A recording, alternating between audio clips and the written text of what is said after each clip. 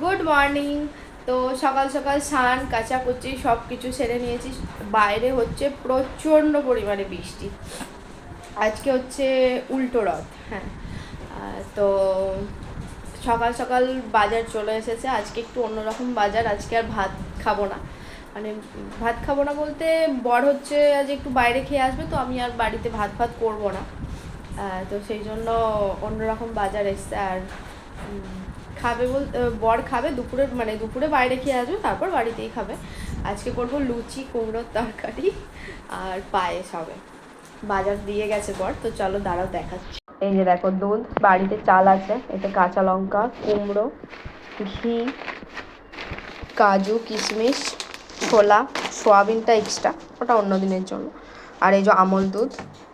ময়দাটা বাকি আছে, ময়দাটা বোধহয় ভুলে গেছে। আজকে একটু অন্যরকম রুটিন হচ্ছে আমাদের বাড়িতে। তো একার জন্য আর ভাত রান্না করতে ইচ্ছা করে না। এই খাবারটা করলে রাত্রিরেও এসে বর খেতে পারবে, মানে যখনই হোক। তো চলো সকালটা শুরু করলাম, আবার পরে দেখা হচ্ছে। এখনের জন্য টাটা।